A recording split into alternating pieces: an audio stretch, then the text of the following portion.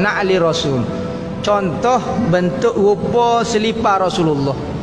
Maka ulama tulis kitab karang mengenai, bukan kata dia seorang, salah seorang dia nah Ibnu Asakir lah mengarang mengenai bak capar Rasulullah, bentuk dia lagu tu. Maka kita ambil berkat lah, kita kata ambil berkat macam lukis capar tu, letak di tempat sesuai lah, tak di apa dah, tak di kepiah ke, tak di jubah ke apa. Okey, benda itu layak ke dak dimuliakan lah ni kita tanya. Kita nak ayat satu cerita, nak kata kedudukan capar Rasulullah ataupun selipar Rasulullah ni mulia. Apabila malam Isra' dan Mi'raj, Rasulullah naik sehingga kepada langit ketujuh, sehingga naik kepada mustawa, naik kepada macam-macam lah Arsyur Rahman. Akhir sekali Jibril berhenti. Apabila berhenti, Rasulullah bertanya kepada Jibril, ya Jibril, kenapa berhenti daripada tadi kita berjalan lama-lama, kabar-kabar berhenti? Maka Jibril kata, saya tidak dibenarkan naik ya Rasulullah. Amba ni paling tinggi sekali dah ni. Hari ni paling tinggi sekali saya boleh naik. Atas pada ni saya tidak dibenarkan naik. Katanya Rasulullah, tak boleh kau ejah-ejah. Tak boleh. Jibril ni kejadian dia ada 900 sayap kejadian dia. Satu sayap dia boleh menutup 7 petala langit ni. Dia tutup lagu ni, tergelai habis langit ni. Gelak gelemak habis bumi ni. Tapi apabila satu tempat Jibril kata saya kena berhenti, saya tak boleh naik. Katanya Nabi Muhammad, apa tak boleh naik? Kalau saya naik walau selangkah, saya akan hancur dengan nur, dia kata. Pahala ke mana? Katanya Jibril kata, awak naik sendirilah ya Rasulullah, awak naik sendiri, saya tak boleh naik. Maka Rasulullah pun kata dah nak kata lagu mana, Rasulullah pun naik. Apabila naiknya, Rasulullah pun teringat sekarang dia nak pergi munajat dengan Allah Ta'ala. Maka dia bimbang. Apabila dia dengar lagu tu, dia teringat kata dia nak pergi munajat dengan Allah Ta'ala. Maka dia teringat ayat Quran kata apabila Nabi Musa AS nak munajat dengan Allah, maka Allah Ta'ala kata kepada Nabi Musa, ya Musa ikhla'na alaik innaka bilwadil muqaddas tuwa. Musa, pecah kat seliparmu. Muka sekarang berada di lembah suci tua. Mu mari nak kecek dengan aku, pecah seliparmu. Maka Nabi Muhammad teringat ayat Quran lagu tu, maka dia rasa tidak layak selipar dia bawa bersama nak munajat dengan Allah. Maka dia tunduk nak pecah selipar dia. Tiba-tiba terdengar satu suara berkata, ya Muhammad, jangan pecah selipar kamu. Kerana satu sunnah, satu benda yang dinisbah kepada kamu lebih mulia daripada 7 petala langit, 7 petala bumi. Maka Rasulullah pun naiklah dengan selipar-selipar itu. Naiklah dia bertemu dan munajat dengan Allah Ta'ala. Maka pada malam Isra' dan Mi'raj, katanya Al-Busiri ni kata dalam Burdah, kata anta sahibul alami, pada malam itu kamu jadi tuan segala alam. Semua alam hatta arash Allah Ta'ala berada di bawah tapak selipar Nabi berlaku. Pak kita ni kalau banding dengan langit pun kita paling jauh sekali. Maka kabar-kabar kita tiru-tiru, lukis saja. Kalau hak sengoti tak layak pun letak di atas kepala. Kerana arah pun berada di bawah tapak selipar Nabi. Tak ada riwayat kata Rasulullah pecah selipar naik atas wangi. Maka Rasulullah pergi dengan jubah-jubah dia, dengan baju-baju dia. Jibril naik hacur lebu kabar-kabar Rasulullah dengan jubah, dengan selipar dia naik. Aras dan bawah dia, syurga gapo di bawah tapak selipar kaki Nabi. Maka ulama mengarang mengenai capal yang dipanggil mahkota, dipanggil bentuk capal tetapi sebenarnya mahkota.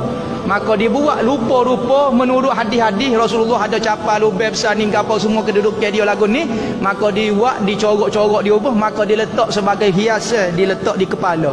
Ulama kata di kepala mu pun tidak layak. Kerana apa? Pada malam itu arash pun dia berada di bawah tapak kaki Nabi. Ada orang yang nganyi kata tak lebah ni pakai selipar atau atas kepala. Selipar siapa? Selipar Adidas Amerika buat, Jepun Toyota Corolla. Dak, pas selipar Nabi. Biar apa hal lah kita ni. Kau tak ada rasa dengan Nabi Kau kita rasa kita lebih mulia. Kata dia, dan kami akan sebut di sini sebahagian kisah-kisah yang ramai para wa'adh. Wa'adh ni saya terjemah dalam terjemahan saya ni, saya terjemah sebagai penceramah. Saya ingat terjemahan penceramah lah paling sesuai bagi saya lah. Wa'adh ni orang yang sentiasa beri peringatan, orang yang berceramah untuk beri peringatan. untuk beri nasihat, untuk memberi pengajaran. Itu penceramah lah, saya ingatlah masyarakat kita. Di zaman Al-Laknawi, dia kata di zaman dia tu telah ramai penceramah-penceramah menyebut kisah-kisah ini dalam majlis-majlis menyampaikan peringatan yang mereka adakan. Wa dhannuha, dan mereka para penceramah itu menyangka perkara yang mereka ceritakan itu adalah perkara-perkara yang sabit dari Nabi, perkara yang pasti datang dari Nabi. Akan tetapi sebenarnya perkara itu direka dan perkara itu palsu.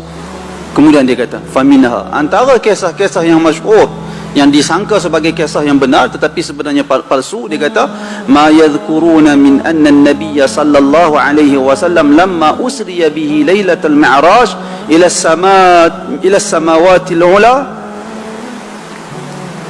Kata dia, antara yang palsu itu iaitulah apa-apa kisah yang disebut bahawasanya Nabi ketika mana dinaikkan ke langit pada malam Isra dan Mi'raj, naik ke langit yang tinggi, wa wasala ila al-arshil, lalu Nabi sampai ke arash, kawasan arash, arada khala'ana alaih, Nabi hendak mencabut ataupun menanggalkan dua selipar baginda.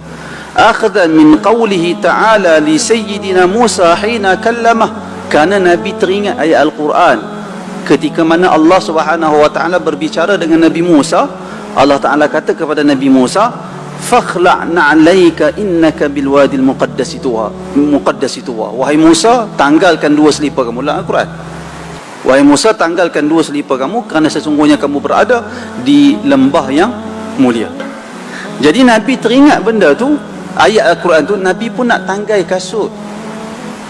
Bila Nabi nak tanggai kasut, dalam riwayat tu dikatakan fanudi binal aliyil a'la.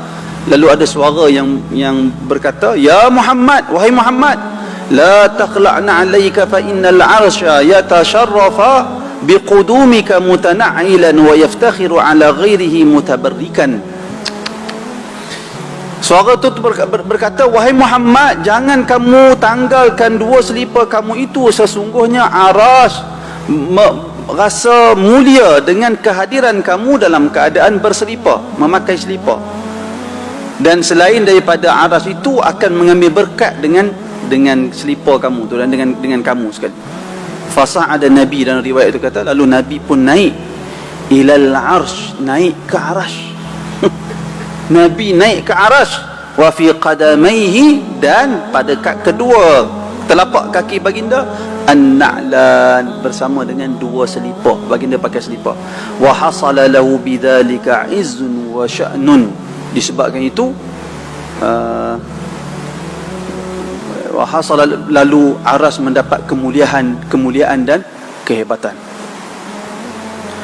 Kemudian kata Al-Laknawi, waqad dzakara hadhihi al-qissah jam'un min ashabil madaih الشعرية وأدرجها بعضهم في تأليف السنية وأكثر وعاظ زماننا يذكرونها مطولة ومختصرة في مجالسهم وعظية. Dia kata kat sini, lalu kisah ini disebut oleh sekumpulan penulis syair-syair pujian. Sebahagian mereka memasukkannya pula dalam tulisan-tulisan mereka. Kebanyakan para ceramah di zaman kita ini pula menyebut kisah ini sama ada secara panjang atau ringkas di dalam majlis-majlis memberi peringatan mereka. Kemudian kata dia lagi, waqad nassa Ahmad al-Maqarri al-Maliki fi kitabihi Fathul Muta'al fi madhi khairin ni'al wal 'allamah Radiyuddin al-Qazwini wa Muhammad ibn Abdul Baqi az-Zarqani fi syarh al-Mawahib al-Laduniyah ala anna hadhihi al-qissah mawdu'ah bitamamiha. Tengok apa tu ulama ni kata. Dia kata, sesungguhnya Ahmad al-Maqarri al-Maliki, yakni seorang qadi di Fes, Morocco, meninggal pada tahun 141 Hijriah di Mesir. Ni orang Mesir ni, ulama Mesir sebut ni, bukan ulama Saudi. Lagi kat ulama Saudi dia kata Wahabi pula, dengan kata palsukan hadis ni. Dah ulama Mesir. Dia pernah jadi qadi di Morocco. Apa dia kata? Telah menyatakan di dalam kitabnya, Tok Syekh kita ni telah menyatakan di dalam kitab dia yang bertajuk Fathul Muta'al fi Madhi Khairin Ni'al. Demikian juga Al-Allamah Radiyuddin Al-Qazwini, yakni ulama hadis Iraq. Ulama hadis Iraq meninggal pada tahun 750 Hijriah di Baghdad, bukan di Saudi. Bukan di Saudi dua-dua sekali ini. Dan Muhammad bin Abdul Baqi Az-Zarqani, dan dia ni seorang Azhari. Seorang belajar di Al-Azhar. Dan dia Al-Maliki, mazhab Maliki. Dia meninggal pada tahun 1122 Hijriah. Dia sebut dalam kitab ada Syarhul Mawahib Al-Laduniyah. Dia kata apa? Dia kata anna hadhihi al-qissah mawdu'ah bi tamamiha, bahawasanya kisah ini adalah palsu keseluruhannya. Kemudian cuba dengar dia kata apa? Qabbahallahu wadi'aha wa lam yathbut fi riwayatin min riwayatil Mi'raj an-Nabawi. Semoga Allah Ta'ala menghuduhkan, memburukkan orang reka cerita ni. Jangan main. Marah ulama ni dengan mampu buat cerita tak tentu hala atas nama Nabi SAW. Bukan ulama Saudi, ulama Azhar. Mereka semua sebut sedemikian. Mereka juga sebut sedemikian. Kemudian dia kata tidak ada satu riwayat pun yang sabit terdiri daripada riwayat-riwayat yang menceritakan tentang Nabi Mi'raj. Tak ada satu pun habaq benda ni. Ma'a kathrati turuqiha, walaupun banyak hadis yang riwayat yang cerita tentang Nabi naik ke ketika malam Mi'raj tu, tak ada satu pun hadis yang sahih yang menyebut Nabi naik ke atas Arasy itu dalam keadaan berkasut. Kana 'inda dhalika mutana'ailan, tak ada satu pun riwayat sebut Nabi berkasut pada hari tu, pada malam tu. La thabata la annahu raqa 'ala al-'arsy, tak ada juga hadis yang sahih yang menceritakan Nabi telah naik ke atas Arasy. Wa an wasala ila al-maqam dana min rabbih fatadalla, dan berikutnya. Maksudnya tak ada dalam riwayat yang sahih tak sebut langsung Nabi naik ke atas Arasy dan seumpamanya. Semua kisah-kisah itu palsu, direka, dusta. Jadi macam mana kita nak kata hanya dengan logo selipar sahaja boleh ambil, boleh bertawassul, boleh ambil berkat? Salah tuan-tuan. Perkara ni kena orang Islam kena ambil perhatian perkara ni. Jangan kita ni, apa kita nak sebut, kita jangan dipermainkan oleh orang-orang tertentu hanya untuk mendapat keuntungan, lalu mengada-adakan cerita tentang logo capal Nabi dan seumpamanya. Tak sama sekali. Tak boleh sama sekali perkara ni. Jangan biarkan diri kita dipermainkan oleh sebahagian orang. Ambil agama dari sumber yang sebenarnya. Pastikan perkara-perkara agama yang kita nak yakini, yang kita nak percayai, datang dari jalan riwayat yang sahih dengan panduan para ulama, bukan dengan cakap orang golongan-golongan tertentu yang ada kepentingan. Wallahu a'lam.